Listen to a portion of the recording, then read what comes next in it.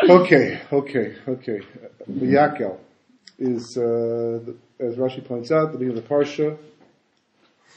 It's a ribui, meaning that Moshe ben called together all of Bnei Yisrael. There's the mitzvah of Shabbos, the mitzvah of Mishkan, recounting the Mishkan. We're about to go to Parshas Perkudei, which usually would follow a non-leap year this week. And it's to include not just the men, but the women as well, and the tapim as well, the children. And as the Gemara points out, what was the point to bring the children? There was a schar for bringing the children along, bringing the ganze mishpacha up to for this tremendously important gathering of Klal Yisrael. So that's the basic shot. That it's a ribui. It's inclusive. It comes to include people that otherwise might not have been thought to be included in the process, because educational process, for the most part, Rashi brings down in this week's parsha, last week's parsha, that Moshe would teach it to Aaron. He would move to Moshe's right, and then came Aaron's sons, and they sat on the left and heard the whole thing all over again. And then they moved on, and eventually they taught the people. But this week's parsha, Moshe spoke to everybody at one time. The Zohar learns it as a mute. It comes to exclude, not to include. Actually, I mean, the pshat obviously is a pshat. What happened. He's not, the Gemara, the Zohar is not disputing that. What it's basically saying is that it's actually a mute. When it calls together all Bnei Yisrael, it's actually coming to tell you, but not the Erev Rav.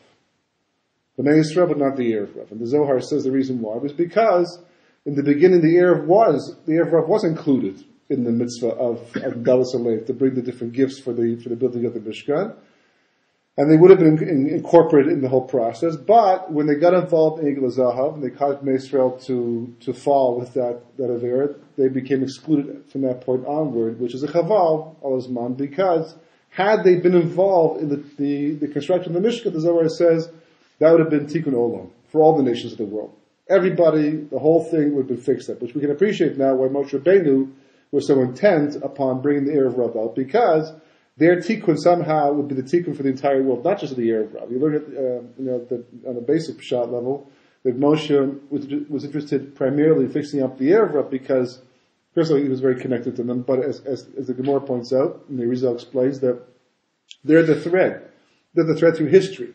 If you fix up the Erev Rav, you fix up the Cherev Adam Rishon going back to the beginning of time, as we explained before, the Kabbalistic origins of the Erev Rav, going back to Tikkun of Adam Rishon after the Chet for 130 years. We won't go through the whole chain of events right now, but that's what happened. But it turns out it's much bigger than that. That actually has to do with the fact that their connection, and the truth is, it makes a lot of sense in retrospect, because the Erev Rav is tied to what the Gemara refers to as the 974 generations that HaKadosh Baruch Hu thought to create in advance of my separations, but didn't create. You've heard of the Tat Doris before? The 974 generations. The Gemara mentioned Chagigah, I think it's on Yud Gimel, Yud Dalet, and base towards the bottom. It's actually mentioned again in Shabbos as well, I believe, on Pei Zayin, and base, something there, I think it's right at the bottom there. From the Gemara, it seems that they were not created. Rashi explains that HaKadosh Baruch Hu wanted to create them, but it's kind of like not clear whether or not they actually existed. Kabbalah explains that they in fact were created. In fact, there was 1,000 generations. Torah was supposed to be given after 1,000 generations, and in the end it was, because Moshe Rabbeinu was the 26th generation from Adam Rishon, and the Tat Doris existed prior to my Bereshis. So Gemara Chagigah says that the Tat Doris, the Tat is the Gematria, right? Tat Kuf Ayin Dalad is the Gematria of 974. So in Kabbalistic jargon, what's the Tat Doris? And I was like, it's not a word, it's just a Gematria, which stands for, it's much easier to say Tat Doris in 974 generations every time we speak about them. But the Gemara says that those generations can come back for tikkun in every generation throughout history, and they're the most chutzpahdik people of every generation. So today there's a lot of them, in the world. But, they're all here. Yeah. I just saw, in fact, someone just sent me a joke, right? All present and accounted for. The epitome of chutzpah. There was a woman who was selling pretzels in New York in a corner, $1 a pretzel. And every morning, every morning, a man would come out, go in his office, and he would put $1 down. Not take a pretzel, just put $1 down, and help her out, and go to work. He wouldn't take a pretzel, just pay $1. So one day he's walking by, and as he walks by, puts his dollar down, she yells out, "They're $1.25 now." That's supposed to be the epitome of chutzpah. But I don't think that's a takvadoros. I think they're involved in much bigger, more grandiose schemes than basically raising the price of pretzels you don't buy. So the takvadoros, according to Kabbalah, they're the ones who have to be rectified. They're the ones who have to be fixed up. And they go back to part of the Ma'aseh Bereshis. And even though they're called, and this is where people get confused, because people have heard this before, they use this to try to explain that there were many creations prior to ours. That ours is just the next one in the line of worlds that were created and destroyed, because the Medrash speaks about worlds that were in fact created and destroyed.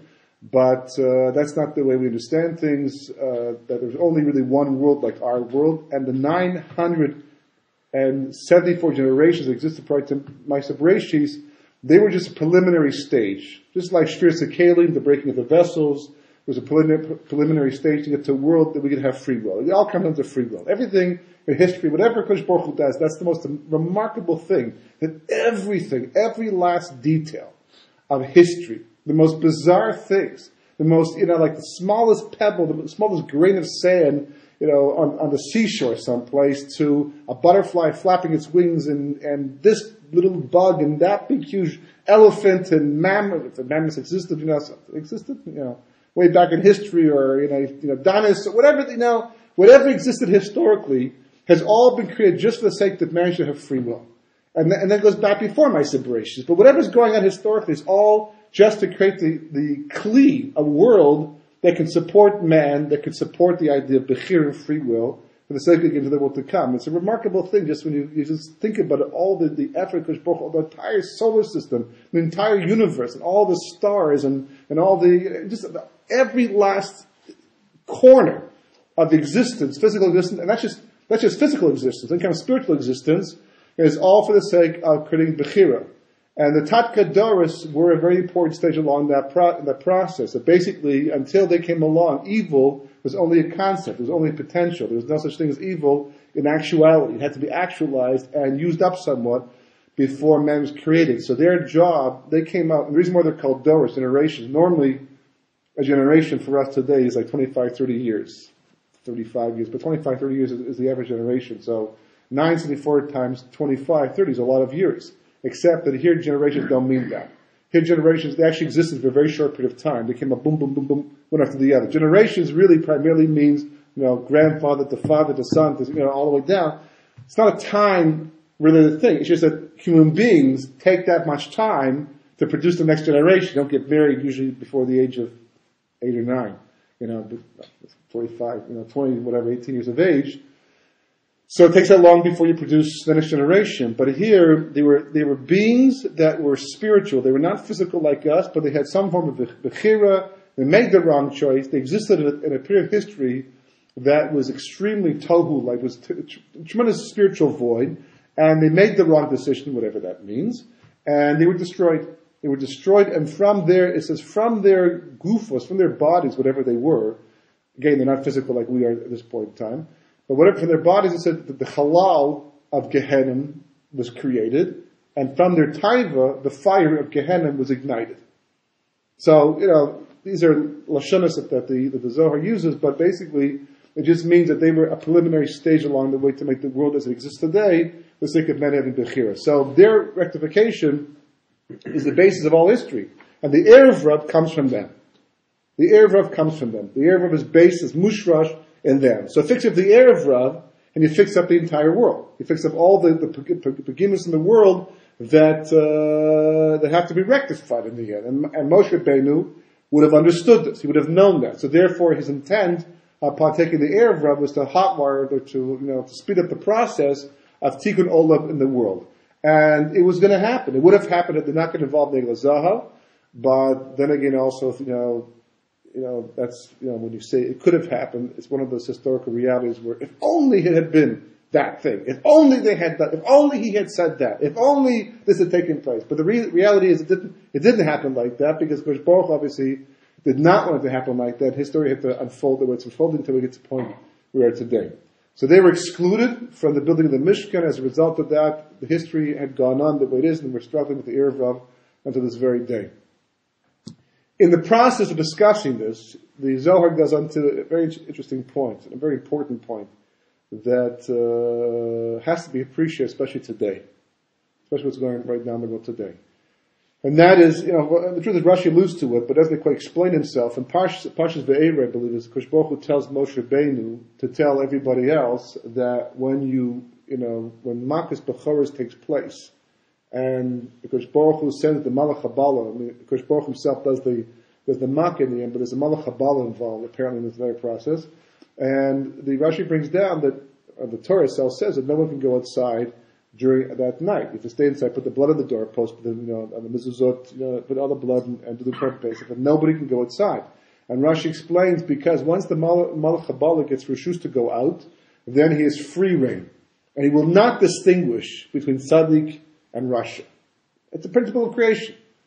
At time of strict din, the Kosh Baruch Hu, allows the Malach Habala to go out and do his bidding against the world, the Jewish, wherever the case may be. So you can't be outside when this is taking place because he can't distinguish. He doesn't wear glasses or something. He doesn't, quite recognize the difference between a tzaddik and a rasha. Maybe just after Purim, he got drunk or something. But he can't distinguish. And okay, fine. Rashi says it. Klal. Why can't he distinguish? Why doesn't the Kosh Baruch Hu make a better malach? Pre-programmed. Today with all the technology we have, surely we can make some tikkun, send him back to the shop, and change his circuitry and say this is a tzaddik and this is a rasha. So why is it that it wouldn't happen like that? Anyone who steps outside, then they'll be killed along with the Mitzrayim as well.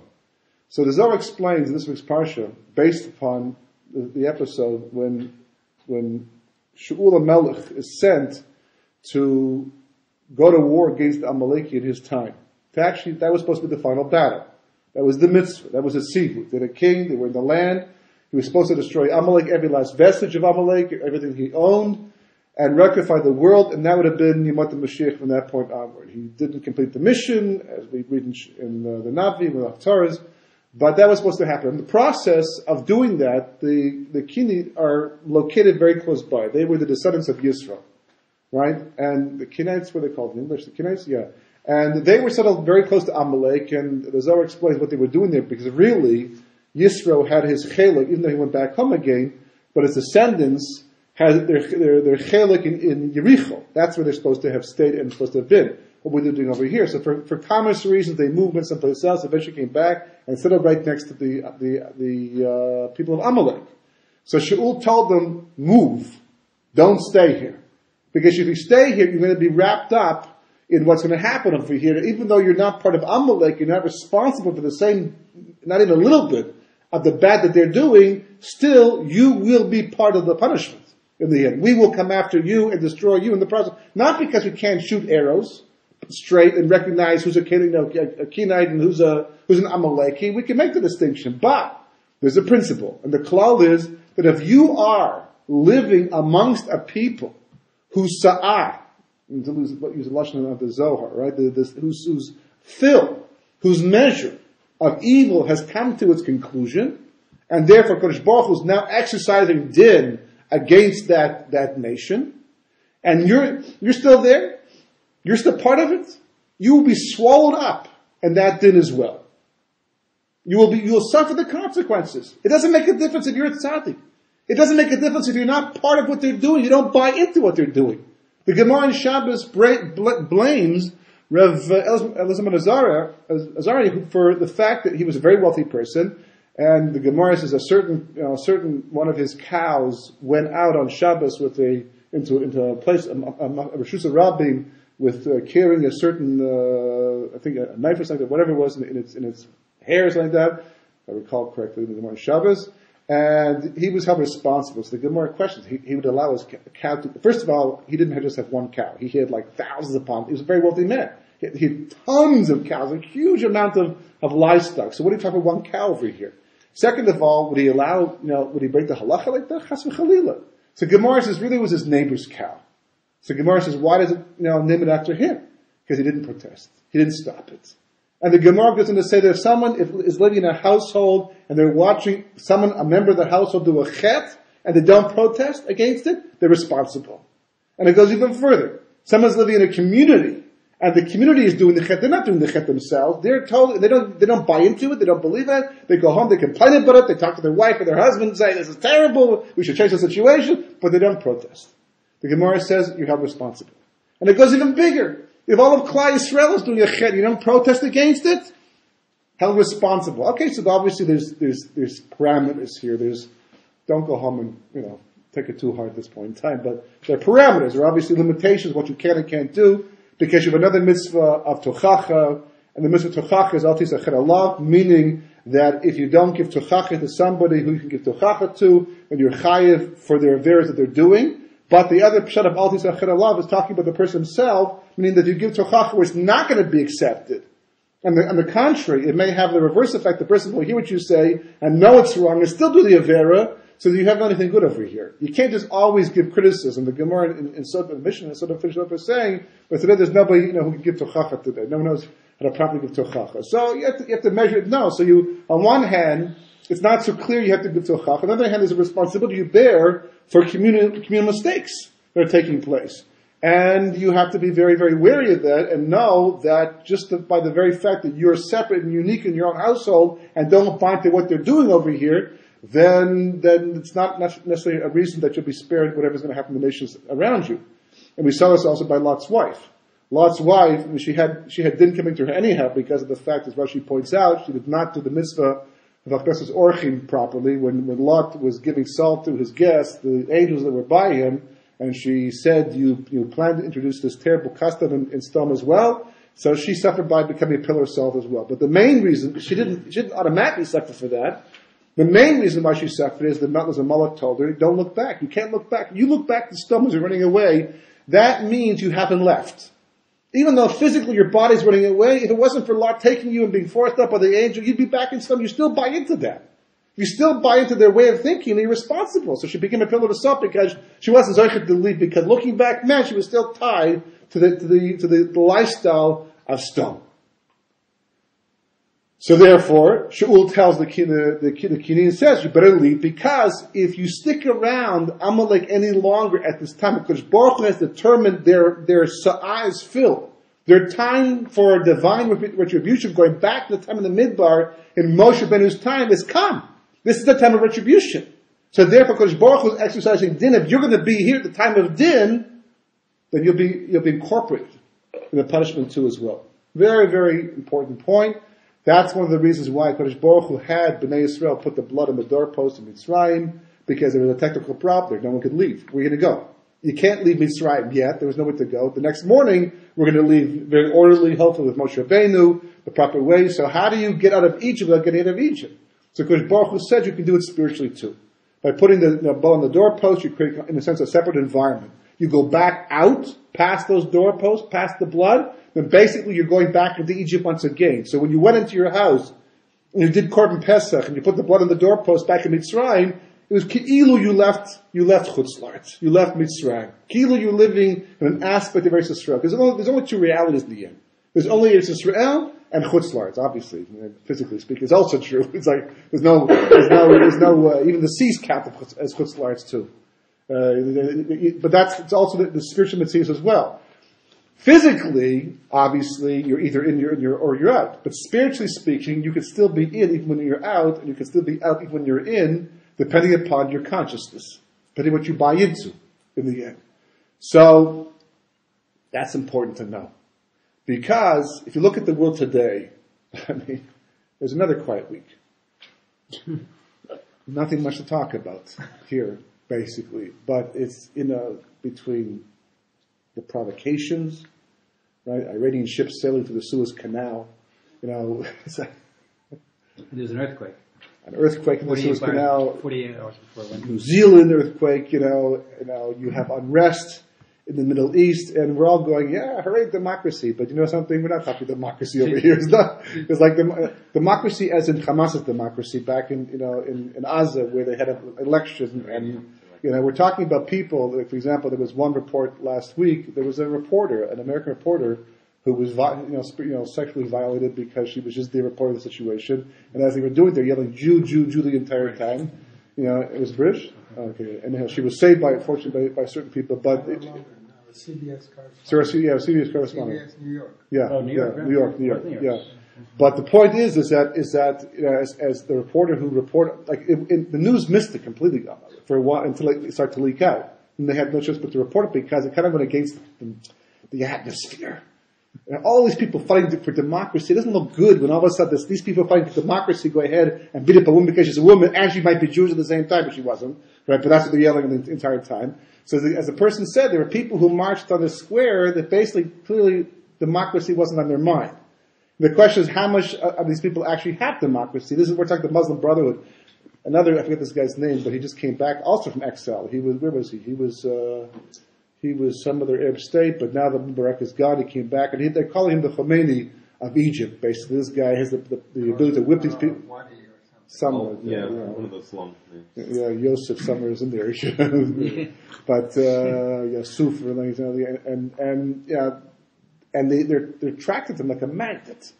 And all these people, for the most part, even if they're secular, just like, for example, you look at the bus stop, it's the most bizarre thing. You see, Arab people dressed up, on one hand wearing, traditional headdress, but the rest of it can be very Western. It doesn't make a difference. It's the head that counts. Right? There's a very significant thing, even though people may buy into the West and they go shopping in the West, have Western type malls, but the bottom line is the Quran has been programmed. At the base of it all, basically is Quran philosophy, and these people's idea of democracy does not include us. Does not include Israel. For themselves, perhaps, in the end. So the transformation and the situation in the Middle East is catastrophic. Meaning that what was going to happen, that these leaders, as much as we hated them, Gaddafi and Mubarak and whoever else, the Syrian leader, but somehow they understood there was a status quo. Somehow we were able to live our lives, with this hatred breathing down our back, and things like kind of maintain some kind of status quo. These people are not interested. They don't have the understanding, and plus the West is falling apart. The world is kind of caving in from all sides. Where is this going? What is this like? Just a passing phase in history? People are gambling over it. It's the most amazing response. They don't know what to do because people aren't prepared. People aren't prepared. The same way, for example, the stock market collapsed. People just stood there. Ever see the pictures of people watching this thing happen? It's like it's not happening. It's just the sense of denial is tremendous because people were not programmed to accept or to believe that what's taking place could actually happen in the end. And we're watching a situation where America is collapsing, financially collapsing, but the most important point of all when it comes to America and Canada and England, but America primarily, which is where some of Jews are located right now, and that is that America really is the source of most of the morality in the world today. It is this Hollywood. Whatever happens in other places in the world, it stemmed from Hollywood. Even though it was Jews doing it, but it was taking place in the States. A lack of God in the schools. It was once a relatively religious place. The founding fathers of America used the Bible as their context, the structure to form the Constitution, which basically is being stepped all over, left, right, and center by more current governments. And the amendments that are being changed or added to, it's just not the place it used to be. The economy, the national debt, I think, just equaled the GNP last week or something like that. It just gets worse and worse, and the situation, and you read reports this way, that way. It looks like the Sa'ah is being filled. No place lasts forever. But there's a difference between a country or a nation that goes on for many, many hundreds of years, and there's a moral basis to it, but over time, things start to erode and fall apart. No one lasts forever in this world, except for the Jewish people because of the bris. The bris takes us above the reality of the physical reality. But the rest of the nations of the world, if you have that much morality, it's a great place, accomplishing great things, doing a lot of good, but there's so much negative stuff that Kosh Baruch does not put up with, things that we take for granted. Not that we buy into it, chas v'chilul. Not that we not buy into it, but we say it's wrong. We don't believe it. It goes against the Torah. But no one stands up and says, we're just one tiny little people over here, and we really have not, we appreciate all the hospitality and the orchim and the money you give to us, the funding and allowing us to do our religion, and a whole long list of things we appreciate. But you have to understand, if there was a Sanhedrin today for Gilead riots, we'd have to stone you to death. for all of the things you're doing, for the stealing that's going on, for the lack of morality that exists on a daily basis, it's accessible to even small children, we have to object. We have to separate ourselves from it and say, this is not us. But by not speaking up, there's a certain collective responsibility. And if the Sah is coming to his close, it's starting to be finished, and Kosh Baruch Hu is now exercising din on the world, and we're there when it's taking place, as they say, oy vey vey, in the end, for Kleister. God help us. God help us, exactly. God help us. That's all we can do it basically in the end. So I'd like to believe that the mezuzahs, it's probably a good time to check your mezuzahs in America at this point in time, that the mezuzahs maybe work the same way too, as the Sunday, but it wasn't the only thing. It wasn't just the mezuzah itself. It was the Korban Pesach too. It was the Korban Pesach and the whole Seder taking place that night in the homes with the mezuzah on the doorpost at the same time. It was a 1-2 punch. It was a 1-2 deal. It had to do both. Meaning that the mezuzah wasn't just a symbolic. Now there is an aspect to it that is symbolic. We once asked a God, if somebody, for example, only goes to shul on Yom Kippur once a year, they're not even davening, but they go to shul. They're totally secular, basically almost unaffiliated, but they belong to a shul. They go to a shul once a year on Yom Kippur. Does it count for anything? Even though they go there and they schmooze and, they have no idea what's going on over here. And the Rav told us quite clearly, he says, the fact that a Jew goes to shul on Yom Kippur means he's identifying with the Jewish people. Right. Otherwise he wouldn't go. Because if he wants to socialize, there are better places. He can go to the club instead, right? He can go to a mall. There's lots of places you can go. What are you going to talk about on shul Yom Kippur? Okay, but it's still, you feel the presence of something holier than everywhere else. If a person's going to shul Yom Kippur, he's identifying with the Jewish people. She's identifying with Jewish causes. So therefore, there's a shmir, there's a certain amount of connectivity that exists that acts as schus. From that point, Kosh Baruch Hu will decide how much culpability the person has based upon their chinuch, their education, their background, the whole thing. But there's a connection there. There's a connection. So likewise, the fact that Jews put up a mezuzah on their doorpost this very day, because some people don't. There's a famous story, a true story, of somebody who was traveling through on a speaking trip somewhere, and he was set up by a certain person's house who unfortunately did not have a chance to learn very much, and he was just in the early stages of becoming chosed b'tshuva. I don't know how the kashrus worked in a situation like this, but he happened to be there when the man was affixing a new mezuzah on the door, and he happened to see the guy take the cloth and throw it in the garbage and put the mezuzah up on the door. And he said, "What are you doing?" He said, "I'm putting up a mezuzah." He said, "Why'd you throw it out?" He said, "That's the instructions." I know how to put up a mezuzah, and they're all empty, right? That's his understanding, but he identified. It's a true story. True story. He was shocked to find out. Can you imagine that? The plastic cover probably cost about 25, shekels. Now, mezuzah cost about, $55 in the end. It's all, expense. But there's an identification. The very fact the person is doing this thing, putting up the mezuzah, means an identification with Klal Yisrael. But from that point onward, it all depends upon how strong the identification is going to be. And therefore, Klal Yisrael has to decide at this point in time would it be. Because as we said before, safety for the Jewish people is not defined by how close or far you are from the conflict taking place in the world.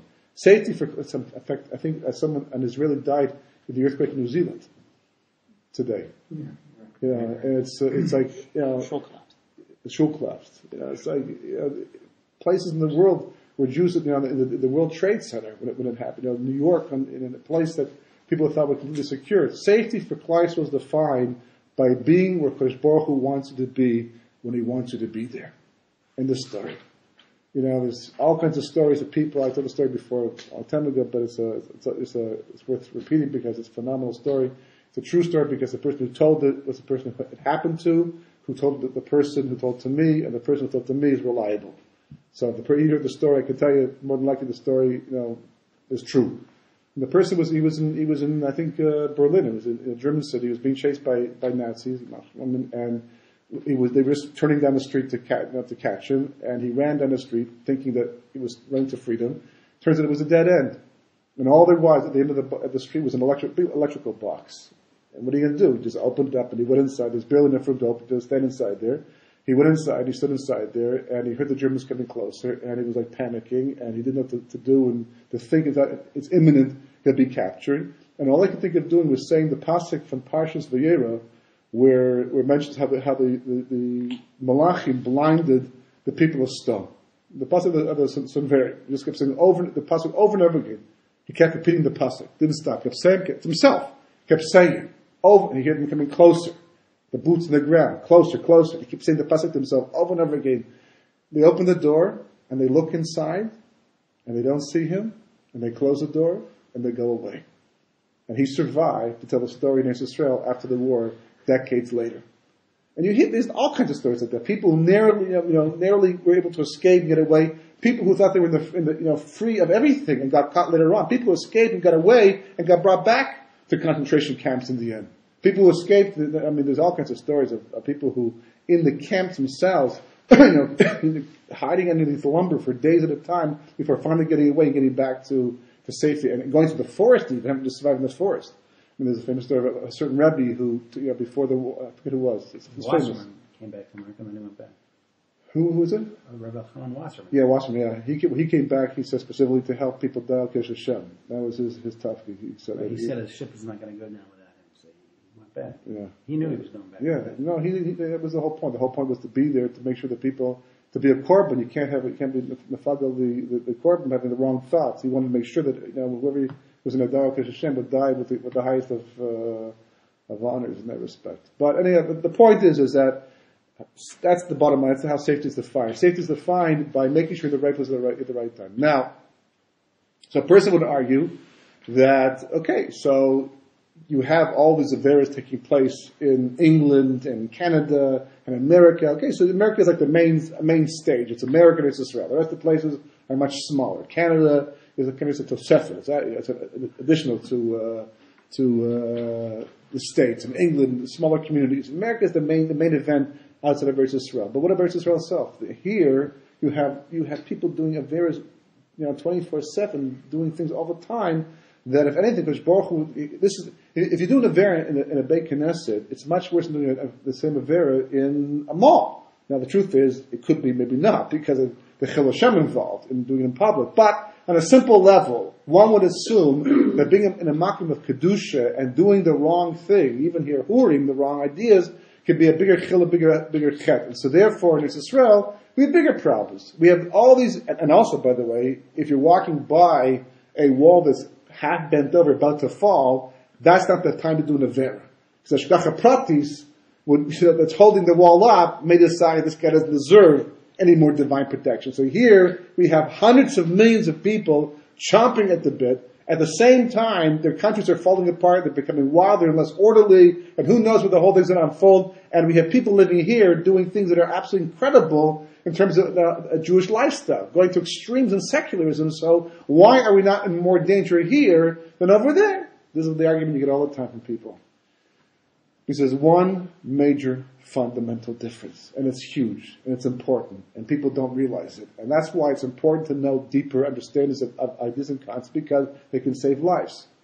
The Ramak says, very specifically, he says, the Pasuk says, when it says, Zeh Shel Hashem, Tzadikim Yevovo. This is the gate of a Kodesh Baruch Hu, of Hashem, that Tzadikim walk through. Pasuk we say Tehillim in Hallel, right? And he explains that we know that Shar Hashem is not simply the Makkah, the Beis Hamikdash. We're talking about all of Eretz Israel. Because that was all part of Yaakov Avinu's vision. That Eretz Israel was all part of the concept of Shar Hashem. So he says the pasuk telling you Tzadikim Yevovu means that everybody living here, by definition, is a Shem Tzadik by living here. Why is that? Because the land is machaper for persons of various 24 hours a day, 7 days a week, even on Shabbos. So he asked the question, okay, that maybe applies to Chatayim, that people, that's a chet meaning b'shogeg, an accidental avera. So automatically the land will machaper for the person's accidental averas, but what about the ones done purposely, or if it was posheya? His mamish, wanton in his behavior in terms of Torah mitzvahs. What about that? So he says, the pasuk says, and the Yaakov SHMOT brings down a similar concept, the land is machaper, just like the korban tamid was machaper for the Jewish people 24/7. The one in the morning was mechaper for the night before, and the one in bin Arbayim was mechaper for the afternoon. So the Medrash says that that's the case. So why was the Beis Hamikdash destroyed? There should be no reason to destroy the Beis Hamikdash because every Avera they're doing would be wiped away by the Korban Tamid. So where was the culpability? So the Medrash says because they relied upon that to do the Chet. They said since the Korban Tamid will be mechaper for me, will atone for my Averas, so therefore I don't mind doing an Avera right now. It's someone who says I'll do an Avera today and Yom Kippur will be mechaper for me. Famous Gemara, right? Which Rambam quotes that Yom Kippur won't work because Yom Kippur will not mechaper for an Avera was done on manat that I'll atone on Yom Kippur itself. So likewise, the Ramak says that anybody who does an Avera in Israel, saying, since the land will atone for me and fix up my chet, would I do it accidentally, purposely, b'kavana, my posheya, since it will atone for me, I will now go to do an Avera. For that person, it won't work. That person will live with their Averas and they'll have to suffer the consequences. But how many people do an Avera on that condition today? How many people think like that? Even the people, living secular lifestyles and doing things that they should not be doing, including whatever we can't even imagine. People, you're secular, What's the difference? You open, you watch television, you watch a movie, see what's going on in the West. The Israelis love to travel, they're exposed to all kinds of things. They see the world, and without Torah, as the Gemara says, there are three major azus panim in the world. And one of them is the Jewish people before the nations of the world. If it wasn't for Torah, we are the most chutzpah people in the world. Torah channels our energy. And we're still kasher orif. We're still stiff-necked. Sometimes for the good, sometimes not for the good again. Does it make a difference? You're not doing a chet on the condition the land will atone for you. You have a taiva. Person's a taiva. Guy, whatever the case may be, automatically. So when I read this piece, and I'm going through it, and it says this klal, the next thing in my mind was the most obvious statement of all. I'm thinking to myself, what about Rishoyim? What about people who clearly seem to be for the category of being a Rasha? The next thing he says, the next sentence, even if the person appears to be a Rasha, they still have a Shem Tzaddik to them if they live in Eretz Yisrael. Which is why the land hasn't spit us out. Because that was a question I've had for decades. You go through Tanakh, you read Navi, and you see how Kadosh Baruch Hu has responded to Klal Yisrael over the millennia, living in Eretz Yisrael. The land spits out its inhabitants. The land, as the Torah tells us, if we live like the Canaanim who were here before us, we live in their ways and follow in their paths, and we do what they did, the land will vomit us out. That's the lesson. It will actually spit us out. Why are we still here? Why is the Jewish people? There's no question that we have tsuris. But there's a difference in the tsuris. A big difference. So Europe had Edom. The Jewish people have Yishmael. Yishmael is a whole different thing. It's the troubles we have right now with Yishmael, as the Medrash points out, the famous Medrash, Rabbi Barchana, the whole thing with the ship and the boat and Mashiach and all that. But Yishmael is a different thing. We are in a situation, in Europe basically, we have prices to pay all through history with Rome and Spain and Edom. It's always been Edom for thousands of years. Living amongst the Arabs, we did have for a period of time, we had problems with the Arabs, but never like we had with Edom. As bad as it was amongst the Arabs over the last couple of thousands of years, for the most part, we may have been second-class citizens, but we were allowed to live our lives. Not like the Christians, who forced upon us conversion or death. That's just the way it was. If you did not convert to Islam, living amongst the Arabs, you were an infidel for sure, but you could still do business. You could still live there. You could still function among them, right? Because it wasn't yet Galus Yishmael. Edom was the idea of a final stage of rectification that took thousands of years. But Yishmael is not even mentioned in the Medrash. Not mentioned in the pasuk to do with the Aretz Hayis Tafavochu v'choshech al pnei tehom u'ruch elokim merchebes al pnei mayim. Doesn't mention Yishmael. Mentions Bavel, mentions Medai, mentions Yavon, and then finally Edom, but no Yishmael. Why not Yishmael?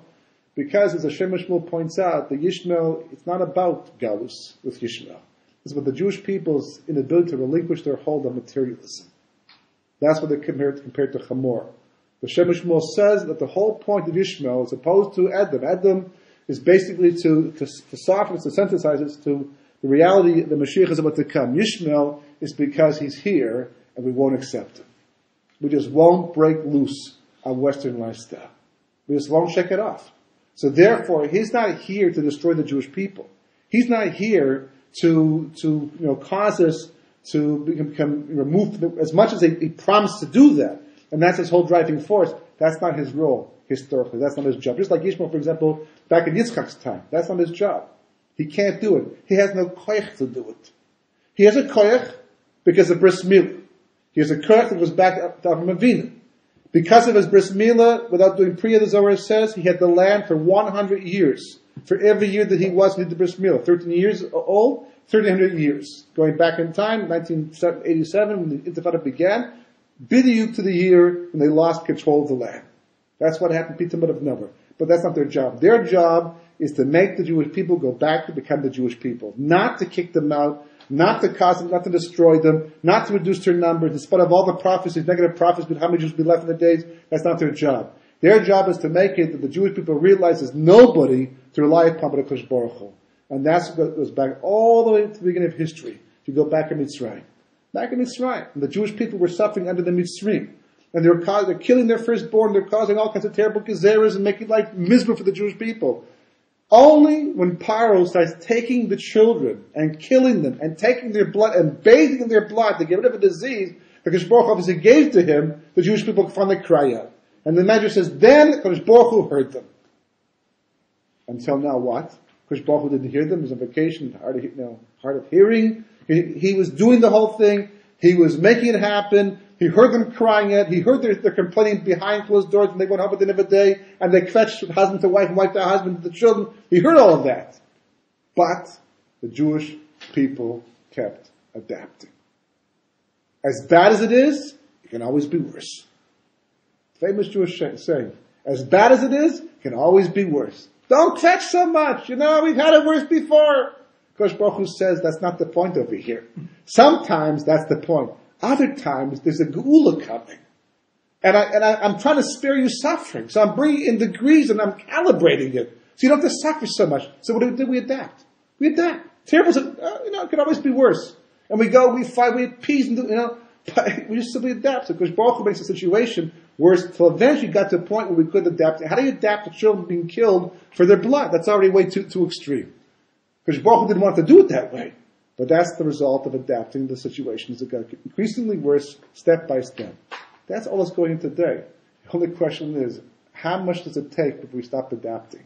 How much will it take if we finally wake up and realize the situation is so dramatically dire right now for Klal Yisrael? They almost passed a motion in the UN this week, basically saying that every settlement in the West, what they call the West Bank, is illegal.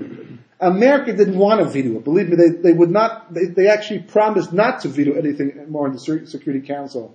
They were forced to because, of course, Baruch Hu forced them to, on our behalf, give us a little bit more time, but also because it was counterproductive to whatever peace process still remains. It wasn't going to change anything. It just isolate Israel more, which they didn't want to happen at this point in time. But it doesn't make a difference. The hashtacha pratis.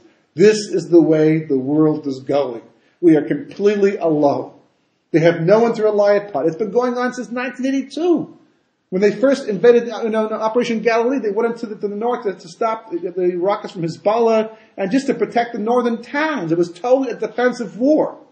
But Newsweek comes out and says, you know something? The Israelis can't hide behind the Holocaust. There's a statute of limitations of the Holocaust. Nobody ever spoke like that before.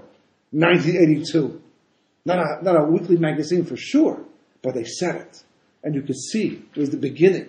It's like that magic trick where the guy puts a person, on top of poles, and one by one he pulls the poles out. I saw how it's done again. The chair is like a very heavy chair. It's all counterbalanced. But let's say it's a real magician where he can do a thing like that. Pulls the poles out. Eventually there's no poles there. The person should fall. He's being held up the entire time. The truth is the poles never held him up. Because if he's being held up, if he could be held up without the poles, he didn't require the poles in the first place. The poles were an illusion that he may have believed in, but they weren't true. Okay, so magic tricks today, it's all sleight of hand and it's all basically, illusion. But in life, it's not. Kodesh Baruch Hu has been holding up the Jewish people the entire time. Nothing else can explain our survival. We have this atlas at home that periodically I just open up and I go through the pages once in a while. I like atlases. I like history. I maps and things like that. I find them very fascinating. But I always get blown away. I always get stuck on the one that shows Israel in the Middle East. And it's a color atlas. It's an Israeli color atlas, basically. And I just studying it for like minutes on end because I just cannot fathom how no one can, this tiny little blue speck on the page, almost like it was a printing error. Some of the ink runs, and it shouldn't be there, like it's a blotch, right? It's a little, but it's got borders, so you can see it's Eretz Yisrael. I also know where the place is, so I recognize the place, right? It's got, it's a massive, huge, and then you show the population page, because it could all be desert. It's all desert, who cares, right? But the population page, and then you go to the natural resources page, and it's all your wells, all over here. What are we doing here? We're sitting here having, and I'm doing this, I'm looking at this, I'm having a cup of tea and some cookies. Like I have all the time in the world. Like I'm told, I'm saying to myself, do I? It's like people out there, beyond my window, beyond my border, are shopping the knives. In 1940, whatever it was, 42, 43, towards the end, 44, 45, when Rama was about to come and attack Israel, and the Arabs had already sharpened their knives, the Arab Nazis were prepared to approach them and to, a joint attack against the few Jews that were here, they got repelled. Didn't happen. If Kahneman was able to lay the cornerstone of Panovich Yeshiva in spite of the war raging in Europe and all around him. Because Baruch Hu called Rama back, the war collapsed, battle Allah made miracle after miracle after miracle. Because the Baruch Hu the entire time has been holding us up. Yishmael exists only to convince us of that. And we're not convinced enough. And that's what all this turmoil is telling us. All this turmoil, be it Iran, be it Bahrain, be it Libya, be it Syria, be it Egypt, all this turmoil, it's like this big, huge monster developing with a fire-breathing dragon pointing in our direction, is like Baruch Hu is saying, there's no more poles, guys. There's no more poles. It's like you're literally surviving in midair over here. Ask yourself the question, what's holding me up? The faster we answer that question, the faster the dragon disappears.